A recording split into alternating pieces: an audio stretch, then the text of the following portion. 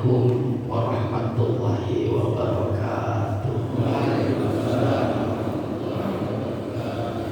Alhamdulillahirabbil alamin wa bihi nasta'inu ala umuri dunya waddin. Wassalatu wassalamu ala sayyidina wa maulana Muhammadin sayyidil awwalin wal akhirin wa khatamin nabiyyin wa ala alihi wa sahbihi wa man tabi'ahu bi ihsanin ila yaumiddin. Amma ba'du. Hadratil mukarramin sedang para alim ulama, para asatidz, bil khusus guru kita Ustaz Nizar selaku ketua subuh gabungan Al-Fajriyah, orang-orang tua kita dan juga tokoh masyarakat, ada Ustaz Mukhlasin, dan juga di sini ada sesepuh kita, para aparatur pemerintah dan juga para jamaah sekalian yang tidak saya sebutkan namanya satu persatu, insya Allah tidak mengulangi takriman atau takdimannya. Pada pagi hari ini memasuki kuliah subuh yang ketiga sesudah pembukaan tawakupan karena Ramadan, bukan karena corona ya, karena Ramadan itu, kalau corona itu sudah banyak yang bahas mungkin. Yang jelas ada hikmahnya dan mudah-mudahan kita dapat berkahnya. Karena ini bagian saya pertama kali, maka bahas sebagai bab ilmu dalam keterangan kitab Nasatul Dunia. Kalau ditanya Ustaz kenapa sih kalau ngajar nyebutin kitab dulu, apa pengen sok dibilang arti kitab? Nah, jadi dakwah itu kewajiban semua umat Islam, enggak ustaz, enggak pengangguran. Pokoknya kalau orang itu Islam apapun profesinya, dia wajib untuk berdakwah. Kemudian para pendakwah yang disebut dengan asatidz ulama itu enggak pernah bikin hukum baru. Dia enggak bikin hukum baru tentang sholat, enggak bikin hukum baru tentang zakat, enggak bikin hukum baru tentang wabah, enggak bikin hukum baru tentang kurban. Yang disampaikan itu hanya menyampaikan hukum yang sudah ada bersumber dari Al-Quran, dari hadis, dan dari para alim ulama. Jadi kalau ada ustaz lagi nerangin sesuatu, itu bukan pendapat dia Pak. Jadi itu pendapat yang sudah ada dari para alim ulama yang bersumber dari Al-Quran dan hadis. Jadi bukan pendapatnya. Jadi kayak saya nerangin pagi ini nih, enak gak enak itu bukan pendapat saya, tapi itu pendapat para alim ulama. Tugas kita cuma menyampaikan. Nah kalau kita sudah paham, berarti apa? Berarti kita tidak akan lagi berani begini. Ada orang ngomong begini, siapa yang ngajar? Agus. Ah sok bener. Kalau saya dengar saya jawab begini, kalau yang saya sampaikan ayat Quran dan hadis bukan sekedar sok bener, bahkan saya merasa paling benar. Kalau sok bener itu masih ringan. Jadi kalau kita nyampe hukum tentang Al-Quran, hukum tentang hadis, itu bukan sekedar sok bener, tapi paling benar. Karena inna dina indallahil Islam. Bahwasanya agama yang bahasa gampangnya yang paling diterima, yang cuma satu-satunya diterima sama Allah, cuma agama. Maka mencakup Islam itu sebuah aturan, berarti tidak ada aturan yang paling benar di muka bumi ini kecuali aturan Islam dan aturan yang sesuai dengan ajaran Islam. Jadi kalau ada ulama lagi menyampaikan hukum Quran, hukum hadis, itu bukan sekedar sok benar. Memang harus meyakini bahwa itulah yang paling benar. Kalau kita bilang begini, sholat itu wajib kan? Ya wajib gitu. Kemudian benar tuh, benar, kan enak. Kenapa kita yakin? Karena memang yang memerintahkan sholat itu Allah dan Rasulnya. Sholat wajib, benar tuh. Dia nggak tahu juga ya benar apa enggak. Nah ini kan repot. Jadi kalau kita menyampaikan tentang hukum itu mesti punya keyakinan bicara hukum Islam berdasarkan Al-Quran dan hadis, mesti merasa paling benar hukumnya.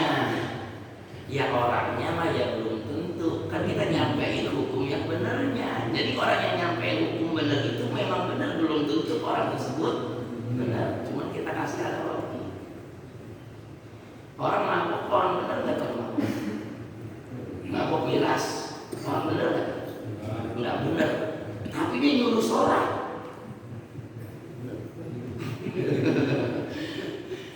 Ada orang mabuk di jalanan maghrib, yang namanya orang mabuk. Ngelihat ada orang lagi ngumpul, kedengeran, lu pada ngapain nongkrong di sini? Bayar mendingan berjamaah ke masjid. Orangnya nggak benar. Saya tanya, omongannya nyuruh sholat benar nggak? Benar. Nah ini jangan lagi benar, Ustaz. Karena kita dalilnya begini kan, udah apa dari kecil. Unzur makola wala tanzur mankola. Lihat omongannya, jangan lihat orangnya. Kalau omongan itu benar dan itu memang ajaran Islam, perintah Allah, perintah Rasul, berarti omongannya benar orang.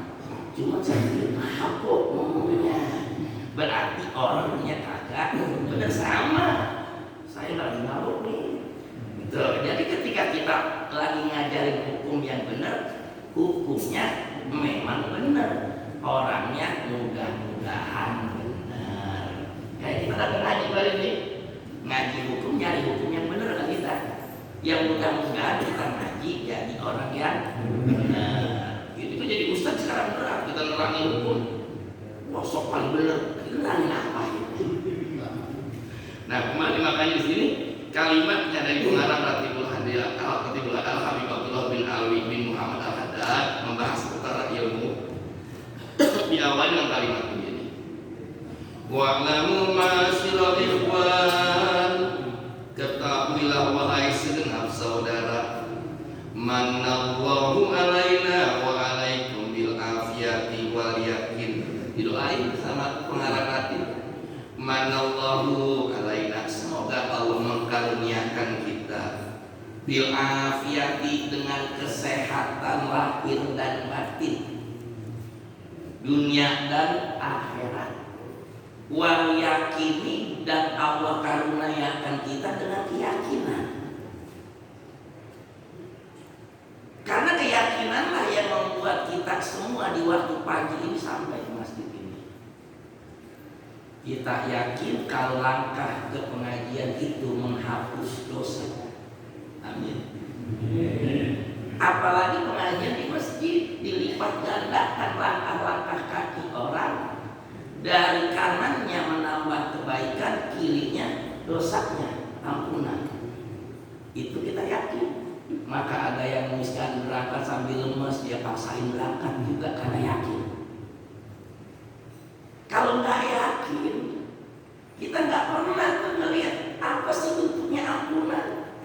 Kita nggak pernah melihat apa sih indahnya pahala, nggak pernah kelihatan. Yang bikin kita tetap sampai, nggak pernah melihat pahala, nggak pernah melihat copotnya dosa, tapi tetap kita jalanin tiap seminggu sekali karena kita yakin. Nah, untuk bisa yakin seperti ini bukan datang tiba-tiba, tapi berdasarkan pengetahuan yang disebut ilmu dari guru-guru kita dulu. Nah, kalau ada pendapat yang kemudian malah menambah keraguan, lu mau ngapain sih ngaji? Make itu belum tentu bisa. Melainkan tuh, ini bisa merubah keyakinan kita nih. Ada lagi yang ngomong begitu, ngaji mah nggak perlu banyak-banyak, yang ada aja amalin. Percuma ini banyak nggak diamalin mah, mulai kita nih bisa rada goyang. Apalagi di akhir zaman sekarang, medsos jadi panduan. Ini bakal nanti ketemu Pak, kemana arahnya? Makanya kenapa kita lihat di sini pengarang Ratibul Haddad mendoakan kita untuk sehat dunia akhirat serta punya keyakinan. Dilanjut. Wasalaka binawabikum masalikal muttaqin, dan semoga Allah memberikan kita jalan kepada kami dan kepada kalian masalikal muttaqina, akan jalan orang-orang yang yakin. Orang yang yakin itu, saya pernah cerita tentang seseorang yang mendapatkan gelar Ibnu Hajar. 40 tahun ngaji kagak dapat. 40 tahun ngaji nggak dapat frustasi. Ngaji kita kagak dapat buat usaha aja dapat. Di tengah perjalanan lewat hutan dia tertidur bawah. Dia lihat di situ ada batu yang bolong. Dia pengen tahu di batu sekeras itu bisa bolong kenapa. Dia lihat ternyata ada tetesan air. Tetes, 2 tetes, 3 tetes. Karena itu batu istiqomah tetesan air, enggak bergeser. Akhir bolong juga. Balik lagi dia ngomong. Akhirnya dia bilang bisa. Kenapa? Yakin bahwa kalau kita istiqomah pasti ada pengaruhnya, pasti ada hasilnya. Ada lagi ulama yang diuji ketika dia ingin sholat sunnah, sholat tahajud jam 2 malam, ngambil wudhunya jauh kayak kita di Ciliwung pas Cilawet atas, turun kali lumayan, ngos-ngosan naiknya. Dia ngambil wudhu di kali Ciliwung, dia naik ke Cilawet itu bisa 150 langkah itu kan. Begitu mau takbir, sholat sunnah, karena yakin pahalanya gede, dia turun lagi, wudhu lagi. Kalau kita kira-kira gimana? Capek kata sunnah ini besok beda gitu. Nah ini ulama itu sampai ada riwayat 40 kali balik dia nggak nyerah. Kenapa bisa begitu? Karena dia punya keyakinan. Nah ini kita alhamdulillah ini udah minggu 3 tahun keberapa nih sebenarnya subuh. Saking lamanya lupa 18 tahun, belasan tahun. Kenapa masih bisa ada? Insya Allah karena yang hadir orang-orang yang Allah berikan keyakinan. Annahu la budda li kulli muslimin wal muslimatin min ma'rifatil ilmi, bahwasannya mesti bagi setiap orang Islam laki-laki dan Islam perempuan min ma'rifatil ilmi, untuk mengetahui ilmu, wala rukhsata, tidak ada keringanan. Bukan kata saya. Ini kalau yang sakit saya ingetin. Jangan saya bilang haji gue mau sakit gitu. Padahal itu cerita. Wala rukhsata, tidak ada keringanan li ahadin, bagi seorang pun minal muslimina, daripada orang Islam seluruhnya. Muslimina kalimat jamak.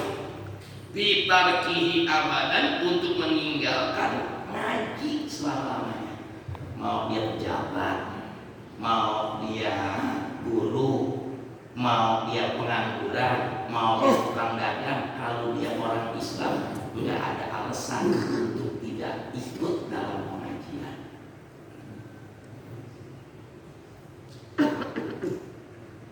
apalagi pejabat. Kalau pejabat justru malah harus lebih dalam, karena pejabat itu membuat keputusan. Jadi keputusannya itu nggak bikin bingung. Karena ada yang bilang nggak melarang ibadah haji, cuma melarang berangkat. Kita bingung. Kalau haji di Palu, itu benar juga tuh omongan. Cuma kalau kita ngaji rukun Islam, yang kelima itu apa? Hijul baiti manistato'a ilaihi Sabila, dia nggak bakalan haji karena sabilanya dilarang. Kecuali Ka'bahnya di Palu kali. Jadi itu omongan bingung tuh kan. Tidak melarang ibadah haji, tapi melarang Berangkat ya, sedangkan untuk haji dalam rukun Islam syaratnya mesti bisa berangkat. Ya kalau berangkatnya nggak bisa bagaimana mau haji? Selanjutnya, nanti kita bahas ada contoh-contoh kenapa kita mustolahul ilmi apalagi di akhir zaman. Akni al ilma ladzi, apa sih ilmu yang wajib itu? Yakni ilmu yang layasihul iman. Kita mesti belajar tentang ilmu yang menyebabkan iman kita Nggak sah. Karena kalau iman kita nggak sah, nanti kita meninggal KTP-nya Islam, tapi di hadapan Allah nggak dianggap Islam. Na'udzubillah, subhanallah. biduni ma'rifatihi, dengan tanpa mengenal. Biduni ma'rifatihi, dengan tanpa mengenal Allah. Maka ketika kita sudah bicara Allah, bicara hukum Allah, yang halal kata Allah, yang haram kata Allah, Maka kita harus merasa paling benar. Karena kembali lagi, wa may yabtaghi ghairal islami dina fala yuqbala minhu. Siapa orang yang mencari selain Islam sebagai jalan hidupnya, sebagai aturan hidupnya, maka lan yuqbala, tidak akan pernah diterima minhu kebaikan dirinya. Kalau bukan orang yang pakai ajaran Islam, berarti kita yakin ajaran Islam itu paling benar. Urusan kitanya, ya emang kita juga manusia banyak dosa. Jangankan kita, ulama-ulama besar pun nggak berani ngaku paling benar. Nah sekarang kita kenal ada Syekh Abu Nuwas, ulama dia Pak. Abu Nuwas itu ulama tasawuf, cuma ceritanya kemarin ditambah-tambahin. Jadi menunjukkan ulama cerdas lagi ibadah, cinta zikir. Tapi tetap gila studio Firdausi Allah. Tetap dia bilang, ya Allah saya nggak pantas, saya nggak surga. Ngerasa banyak dosa, ngerasa nggak paling benar. Tapi dia ngaku bahwa akwat ala narir. Ya tapi saya juga nggak kuat ya Allah kalau harus mendapatkan siksa api. Maka dari itu, salah satu tujuan kita tolabul ilmi untuk meyakini bahwa tidak ada agama yang diterima di sisi Allah kecuali agama Islam. Tidak ada aturan yang paling benar di muka bumi ini kecuali aturan agama Islam. Jadi kalau ada orang yang ngomong, nah ngaji itu sok bener, sekali sok bener orang kecil, bukan sok bener, paling bener hukumnya. Tapi orangnya mudah-mudahan Allah akan benar. Amin. Satu ilmu tentang keimanan, rukun iman, kita tahu, rukun Islam kita tahu. Akhirnya kan di sini Pak nih bukan lagi membahas situasi, namanya kita mencontohkan dengan yang saat ini kondisional. Kenapa umat Islam ada kemarahan yang berkaitan dengan kalimat Tuhan yang berkebudayaan? Kenapa sih umat Islam nggak setuju? Kita ngebahas tentang politiknya, kita ngebahas secara hukum, iman dan akidahnya. Karena kita diajarin bahwa Allah itu wujud, hidam, bako, mukhalafatul hawadisi itu Allah nggak sama makhluk. Sedangkan yang namanya budaya itu punya makhluk. Budaya Jepang sebelum corona memang udah pakai masker. Kan begitu. Budayanya orang Sunda beda, budayanya orang Jawa beda, budayanya orang Lampung beda. Berarti budaya itu sandarannya kepada makhluk. Tidak boleh dan tidak pantas disandarkan kepada Allah. Itu bertentangan dengan akidah usul dari sifat yang wajib bagi Allah yang sering kita hafal. Wujud bidang bakal mukhalafatul hawadisi yang binafsi sampai selanjutnya. Tuh, kamu pengen tahu alasannya? Selanjutnya, wal jumlatuhu, yang dan jumlah garis besarnya ilmu yang paling wajib kita pelajari, al ilmu billahi wa rasulihi wal yaumil akhir. 3, ilmu urusan kita kepada Allah, Al-Quran kita pelajari, wa rasulihi, dan urusan kepada Rasul, hadis kita pelajari, wal yaumil akhir, dan yakin bahwa sesudah hidup di dunia ada yang disebut dengan hari akhirat. Kenapa kita mesti hari akhirat? Karena kalau kita mengharapkan dunia nggak bisa bikin kita yakin. Kita pagi-pagi bangun datang kemari bukan dapat duit, bahkan keluar duit. Kita datang kemari bukan diisiin bensin, malah ngisi bensin. Berarti rugi semua di kalau hitungannya dunia. Tapi kalau hitungannya akhirat, siapa orang yang menginfakkan di jalan Allah, maka akan Allah siapkan bangunan dalam surga. Kita yakin dengan urusan akhirat. Akhirnya harus semangat buat berapa tolabul ilmi, buat sholat berjamaah. Karena kita yakin ada kehidupan dari dunia ini, yaitu disebut dengan hari akhirat. Jadi kita bisa yakin. Selanjutnya, wal ilmu bima aujaballahu fi'luhu minal faraidi fi'lahu, dan ilmu tentang apa yang Allah wajibkan untuk melaksanakan daripada kewajiban. Salat wajib, berarti wajib juga kita nyari ilmu tentang salat. Puasa wajib, kita wajib pula mencari ilmu tentang puasa. Zakat wajib, maka kita wajib pula mencari ilmu tentang zakat. Tapi apakah itu berat? Enggak, diterangkan dalam kitab ini, itu ringan, Pak Jamal. Atau saya enggak? Jadi itu dicontohnya begini, rukun Islam ada berapa? 5. Yang pertama, mengucap 2 kalimat syahadat. Belajarnya gampang, dari kecil diajarin. Apalagi ahlu sunnah wal jamaah, nggak pakai jadi saksi. Kan ada memang ajaran yang bilang ente nggak sah Islamnya nih. Kenapa? Karena rukun Islam belajar 2 kalimat syahadat, ente nggak pernah kan khusus mengucapkan 2 kalimat syahadat. Karena kita ahlu sunnah wal jamaah sudah masuk Islam ketika kita sholat pertama kali membaca 2 kalimat syahadat dalam tahiyat awal. Asyhadu an la ilaha illallah wa asyhadu anna Muhammadar Rasulullah. Berarti rukun Islam yang pertama. Yang kedua, pelaksanaan sholat. Maka begitu kita sebelum sholat akil balik udah berjalan pengajian. Umur 7 tahun kita ngaji ke guru, diajarin apa sholat. 7 tahun udah wajib sholat dulu. Belum wajib sholat kita akil balik. Nah kemudian zakat juga nggak wajib lah kalau bapak belum mampu ya zakat. Puasa sebelum Ramadan nggak wajib, tapi karena kita memang mau puasa kita pakai yang terakhir haji. Kapan kita belajar ilmu haji? Padahal haji itu rukun Islam. Ketika manasik.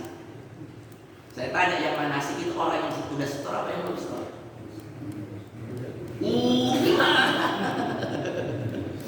Yang udah setor menunjukkan apa? Allah nggak ngeberatin buat anda yang memang belum mampu untuk pergi haji, nggak wajib belajar ilmu tentang haji.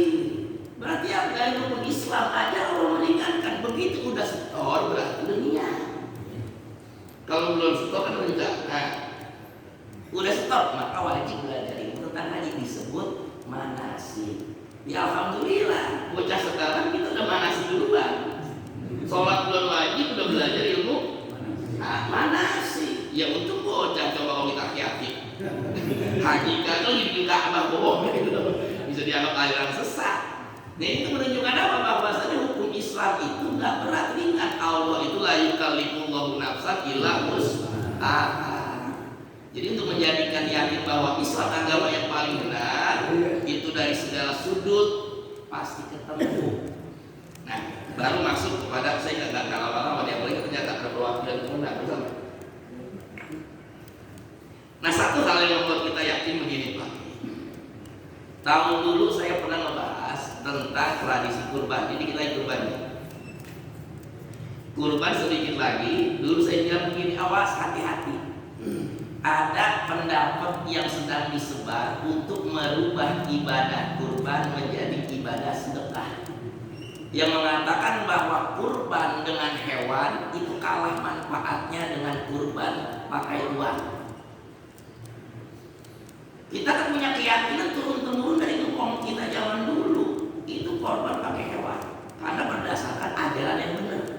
Bapak kita yakin, engkau kita yakin, maka kurban di wilayah Kalimulia dan sekitarnya itu nggak pernah ada yang ngomong pakai duit. Semuanya pakai hewan. Ada yang mampu sapi 7 orang, ada yang mampu kambing seekor, buat domba yang ibarat kata kulitnya kulit apa namanya bibir domba, bukan kambing. Kalau kambing itu yang kulit, kalau kata saya kambing Jawa. Kita nggak enak bersama aja rasis lagi. Padahal yang bulunya girindir itu namanya domba. Kalau yang kambing Jawa namanya kambing. Udah diatur hukum-hukumnya juga. Untuk yang domba minimal usia 1 tahun. Untuk yang kambing usia 2 tahun. Nah, begitu diatur-atur. Berarti apa?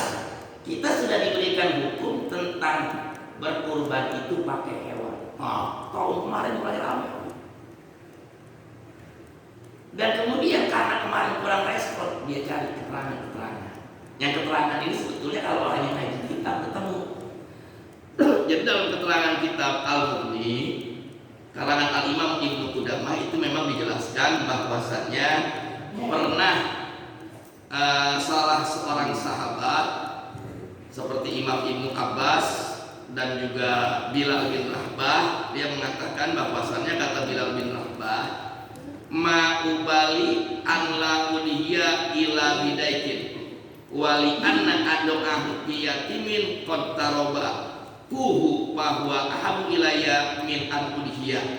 Jadi kata Bilal bin Rabah begini, saya gak peduli Kalaupun berkorban itu saya milih mendingan saya kasih korban ayam.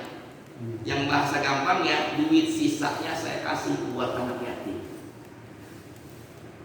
Ini kalau dijadiin dalil sama mereka bisa berubah pikiran kita. Iya, kambing berapa duit sekarang? 2,5 juta. Mendingan saya beli ayam 500.000, berapa ekor? Kalau cepet dibayar. Yang 2 juta sedekah yatim. Ini kalau seandainya ini disebarkan, maka tradisi yang benar berdasarkan pendapat Imam Mazhab Syafi'i kemudian turun temurun dari nenek moyang kita yang benar berdasarkan koridor mazhab ini bisa berantakan, berubah tradisi benar menjadi ke arah yang kurang kuat. Orang lebih milih begitu. Oh, berarti kurban itu nggak harus pakai kambing, boleh pakai duit ya? Iya boleh. Dia punya duit 2,5 juta tadinya buat beli hewan kurban. Begitu nggak dengar pendapat ini, dia beli ayam 500, 2 juta buat beli motor.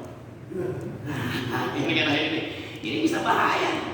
Apalagi perkuat dengan hadis dari Siti Aisyah radhiyallahu anha yang juga diriwayatkan oleh Imam Ibnu Qudamah yang mengatakan bahwa Nabi pernah berkata begini, kata Nabi, la an atasaddaqu bi khatami hada au jamu ilayya min adhiya ila baiti alban. Saya lebih suka bersedekah dengan cincin saya, kata Nabi. Saya lebih suka bersedekah dengan cincin saya ini daripada saya memberikan hadiah kepada satu rumah alpan 1.000. Artinya apa di sini? Nabi sendiri katanya pernah bilang daripada saya sedekah mendingan, daripada saya kurban mendingan saya bersedekah pakai cincin. Nah, bagaimana kita bersikapinya? Inilah yang disebut supaya kita tolakul ilmi agar kita yakin dengan korban kita besok ini. Sebenarnya orang tua kita udah yakin karena nggak ada pendapat begini. Ini ada gara-gara medsos, kesebar di Facebook, kesebar lewat WA. Aman yang nggak punya handphone, atau juga aman yang punya handphone kagak ngerti medsos, aman banget. Nah, ini kita khawatir begitu, Pak. Jadi kita lihat hadis ini bagaimana. Jadi Nabi memberitakan tentang hadis itu bukan dalam khususnya korban. Jadi Nabi memberitahu umatnya bahwa sedekah itu tidak cukup hanya dengan kurban. Jangan kita sudah kurban besoknya agak sedekah, padahal ada saudara kita yang membutuhkan. Nah, makanya kemarin ketika Ustaz Mulasin datang, saya bilang ini saatnya ngamalin ilmu Ustaz. Waktu bansos belum turun, maka saya bilang bayar zakat fitrah itu diperbolehkan di awal Ramadan, afdolnya di akhir Ramadan. Tapi ketika kondisi membutuhkan, maka keabdolan itu sesuai manfaat. Tarik buru-buru, umumkan, ayo kita zakat fitrah, karena banyak saudara kita yang membutuhkan. Alhamdulillah sebagian pada melaksanakan itu, namanya sesuai kebutuhan. Nah, Nabi ngomong begitu. Jangan ente mentang-mentang udah setahun sekali korban jariyah kok. Santunan yatim males. Maka Nabi katakan, aku lebih suka untuk bersedekah dengan cincinku dibanding aku hewan korban 1.000 ekor. Jadi bukan dalil untuk mengatakan bahwa korban itu boleh pakai duit. Jadi buat kita udah dah, emang dari sononya pakai hewan ternak, satu onta kagak ada, kalaupun ada mahal. Iya udah sapi buat 7 orang, tapi kalau sapi juga nggak semua orang sanggup patungan. Ya udah kambing, dicari lagi dan nanya, Ustaz afdolnya antara onta, sapi atau kambing? Rasul mengatakan afdolnya kambing, yang darah tinggi jangan tersinggung. Ya kita kan kadang-kadang bicara segitu aja tuh kepentingan pribadi kita tersinggung. Oh kambing, itu instruk bisa. Kok Nabi kenapa ngomong gitu? Nabi nggak ngomongin ini buat ngurus orang stroke. Hukum ini bicara sedunia karena Nabi itu rahmatan lil. Nah kalau kambing hampir semua negara ada. Abdulnya kambing, orang India bisa motong karena ada kambing. Di Amerika Latin ada kambing. Tapi kalau onta, ya orang Indonesia berat lah. Iya, kemudian sapi pun di India repot Pak. Kita potong diserang orang Hindu. Maka dilanjutkan di situ keterangannya Nabi, wal ghanam, kalau emang kambing takut setruk, kalau seandainya sapi takut nyinggung agama lain, kalau seandainya ontak enggak kebeli, wal ghanam, ada apa?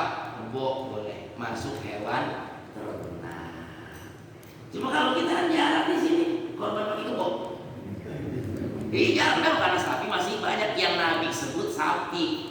Kalau udah kesulitan sapi, maka kerbau pun boleh karena hewan ternak. Nah ada lagi, saya memalas begitu-begitu, saya doyan ayam. Gimana kalau saya pakai ayam atau pakai entong? Ibadahnya boleh Pak, karena Imam Ibnu Abbas membolehkan korban pakai daik. Daikin itu artinya ayam. Tapi menurut mazhab Imam Syafi'i, ayam itu tidak disebut kurban, hanya disebut menjadi syiar hari raya kurban. Misalkan begini, di sini karena corona kambing dari luar nggak bisa masuk, jadi nggak ada kambing di sini. Sapi dari luar nggak bisa masuk karena PSBB misalkan. Orang lagi punya, mau motong kambing, mau motong sapi, hewannya susah. Ilokan bahasa sininya, nggak motong sama sekali. Maka akhirnya apa? Ya udah, jangan sampai tidak menumpahkan darah. Di hari diperintahkan, sapi enggak ada, kambing enggak ada, udah kita potong tahun ini hewan selain kambing dan sapi. Ada yang bawa empong, ada yang bawa soang, ada yang bawa burung. Iya, dipotong di situ boleh, cuman itu bukan kurban namanya, mensiarkan hari raya kurban. Termasuk yang kurban itu jangan sekedar kurbannya, tapi siarnya ngikut kalau sempat. Sapinya di bawah, kambingnya di bawah, orang yang ngikut. Kan kebanyakan kita nih merasa udah dermawan. Udahlah, nggak usah korban, nggak bisa capek-capek sih. Capek buat orang yang ada korban, saya mau korban 3 juta tuh. Ya.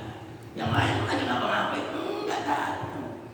Kalau orang zaman dulu, Pak, kita korban tuh dibanding orang dulu kalah. Kita modal duit. Orang dulu modal kasih sayang. Mau korban biar kambing dari kecil, dia rawatin jangan sampai cacat. Kalau bisa mah ada seminggu sekali dia mandiin, bulunya dicukur kayak model singa, dia cakep banget, udah dia sayang dia potong. Kalau kita kan modal duit doang, itu hasilnya rolling tanah. Ya artinya udah kita siarin, jangan kita udah korban punya waktu, punya kesempatan, tidak meramaikan, datang tuh kita ke masjid, ke tempat penyembelihan sambil melafazkan kalimat takbir. Berarti lah kita berkorban memang niat untuk membesarkan ajaran agama Allah. Tuh. Ini bicara korban ya, yang kaitan dengan apa? Kalau kita tolabul ilmi, insya Allah kita tidak terpengaruh untuk mengganti kurban kita dengan uang. Dia mau ngomong apa kek? Yang bagus mah hewan juga, duit juga. Hukumnya udah jelas kan? Bahwa korban beli kambing 3.200.000 buat potong. Tuh. Mahalan sepeda. Kalau teman gocap dah. Yang penting jangan sampai tukang potong ngambil pala sebagai upah. Tuh, karena sebagai upah haram tuh. Kalau upahnya duit, palanya hadiah. Untung tuh tukang potong, duit dapat, pala potong, aman. Tuh. Kemudian apa namanya? Kulit. Kalau belum dipotong takbiran ya kan 5 DP. Iya, ini tradisi yang salah yang harus kita rubah. Kenapa? Panitia itu dititipin, titipan orang jangan sampai rusak. Kalau rusak diganti, yang tanggung jawab panitia. Nah ini dititipin. Kalau harga kulit misalkan 200.000 di DP-in cepet, berarti sepotong pun dicopot. Jangan. Nah tukang kulit jangan berebut, yang salah besok datangnya. Udah dipotong baru datang. Gitu. Kalau nggak ngomongnya ada yang benar. Besok kalau ada kulit, ada yang beli ya. Yang jawab juga enak. Ya gimana besok aja kalau ada. Kalau tahu-tahu ada mustahak yang butuh, biasanya nggak berani jual karena kita panitia bukannya pemilik dari hewan kurban. Nah kalau itu udah paham semuanya tuh. Maka dilanjutkan di sini sedikit lagi. Maka di sini dikatakan diperkuat oleh hadis Nabi, thalabul ilmi faridatun ala kulli muslimin menuntut ilmu wajib bagi setiap muslim. Wa qala alaihi salatu wassalam, dan bersabda Nabi, utlubul ilma walau bisin, tuntutlah ilmu oleh kalian walaupun ke negeri Cina. Ini apa namanya penjelasan tentang tuntutlah ilmu di negeri Cina macam-macam. Ya ada yang bawa politik, ada yang bawa ini, bawa itu. Kalau saya mah apa kata kitab aja. Jadi apa kata kitab ini penjelasan tentang hadis tersebut? Maka dikatakan di sini, wasinu iklimun ba'idun min ab'adil mawadi. Kenapa Nabi nyebut negeri Cina walaupun ada ulama hadis yang mengatakan ini hadis dhaif. Tetapi bukan berarti nggak ada manfaatnya. Jadi kenapa negeri Cina? Wasinu iklimun ba'idun. Cina itu negeri yang jauh pada waktu itu. Jadi untuk memaknai tuntutlah ilmu walaupun itu jauh banget.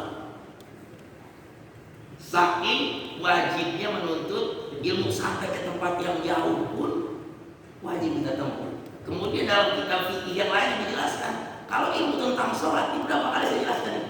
Kita belajar sholat hukumnya wajib. Kita ngaji sama orang pondok terong, tuh orang pondok terong cuma bisa ngajarin takbiratul ihram. Allahu Akbar. Terus saya gimana? Ya nggak tahu, saya bilang begitu. Yang sebenarnya namanya sholat itu bukan cuma takbiratul ihram. Terus gimana? Ya udah, ada saya dengar orang bisa ngajarin Fatihah. Di mana? Bogor. Mau mesti berangkat ke Bogor gitu. Berangkat juga ngaji Fatihah ke Bogor. Sebulan masuk apa? Gak cuma Fatihah doang. Kagak ngajarin ruku. Kan dulu ya saya mau dapat Fatihah doang. Nah kan sholat mesti ada rukunya. Ya udah kita belajar aja orang yang bisa ruku. Di mana? Bandung. Berangkat gitu. Saking wajibnya menuntut ilmu. Lah ini cuma beda RW yang datang. Orang sono gitu ini sakitnya nggak pakai keluar kompos. Udah gitu motor tinggal aja yang boncengin pakai ogah. Jangan orang kalau dakwah begitu, ayo ngaji sama saya. Jangan pakai jauh banget naik motor. Ada punya motor. Naik boncengin. Nggak enak ngabatin bensin. Udah tinggal naik, dibayarin. Masih udah juga. Ini kalimat walau bisinnya di sini. Tuh. Jadi Nabi itu mengatakan itu menurut pengarang Ratibul Haddad, Nabi nyebut negeri Cina karena iklimun ba'idun, itu tempat yang jauh min ab'adil mawadi, dan sejauh-jauhnya tempat. Wa qalilu minan nasi alladzi yasilu ilaihi libudi, dan pada waktu itu sedikit banget orang yang sampai ke negeri Cina saking jauhnya. Fa idza wajaba 'alal muslimi ayatul ilma, maka jika wajib bagi setiap muslim untuk menuntut ilmu, wa in kana bi hadzal mahil al-ba'idi, sekalipun adanya ilmu itu di tempat yang jauh. Fa kaifa la yajibu alaihi, maka bagaimana tidak wajib iza kana bainal ulama'i wala yaqitol bihi kasirun atun, ketika ada ulama yang enggak pakai kita punya ongkos yang banyak dan enggak pakai jauh-jauh, maka bagaimana enggak wajib. Cuma memang zaman sekarang ini tadi Pak, ulama sekarang ini kayak saya di model Ustadz Cemen kayak saya ini cuma nyampein doang. Itu kayak mau ngajarin ini jam 3 pagi tamu baru pulang. Ngajarin malam minggu ngobrol sebentar jam 3. Karena mau kuliah suruh ngebahas ini mesti buka 3 kitab 4 kitab, takut salah. Kita buka dulu segala macam. Sambil makan dalam lembut. Ya kopi kan gini belum lembut sampai kita sampai ada orang yang agak membaca kitab nyalain usul saya. Lah kita buat ngajar kuliah setengah jam aja dari jam 3 persiapannya, ada orang baca kitab becus kagak nyalain bisa baca kitab ini rasanya hati besar bagi orang penyakit ampun. Jadi kalau kita pakai pendapat ulama, lawannya pakai pendapat ulama. Misalkan Ustaz, ada pendapat ulama ini mengatakan begini, oh bisa jadi kayak begini. Tapi kalau pendapat kita pribadi, kita nggak pantas. Makanya buat kita itu kita hanya mampu menyampaikan yang benar. Mudah-mudahan kebenaran ini datangnya dari Allah Subhanahu wa Ta'ala. Nah inilah permasalahan ini. Dan tadi mazhab Imam Syafi'i itu sudah mengakar di Indonesia, sudah dipakai oleh orang tua kita dulu. Jangan kita rubah tradisi yang benar dari orang tua kita, karena semua berdasarkan keilmuan yang mendatangkan keyakinan. Jadi jangan sampai kita tertarik untuk mengganti hewan kurban kita dengan uang. Jangan kita tertarik mengganti hari raya kurban dengan sedekah yatim. Jangan, beda-beda waktunya. Kalau ada yang nanya, Ustaz kalau kita kurban, nikah boleh nggak? Tergantung keadaan. Kalau tanya hari kurban itu afdolnya kayak apa korban, ya korban. Orang disebut juga hari raya kurban. Cuman kalau ada orang begini, saya Ustadz buat dapat kambing itu susah banget nabungnya. Ini 3 tahun. 3 tahun saya baru bisa punya duit buat korban. Sementara tahun depan umur saya udah tua, takut saya nggak sampai umur korban pakai karena KK itu sekali seumur hidup, sedangkan korban tiap tahun boleh. Apa diumumin? Nggak usah diumumin, ngomong aja ke tukang potong, ya saya pakai kain. Maksud diumumin, saya pakai kain, jangan. Karena motongnya kayak sama korban sama-sama di leher.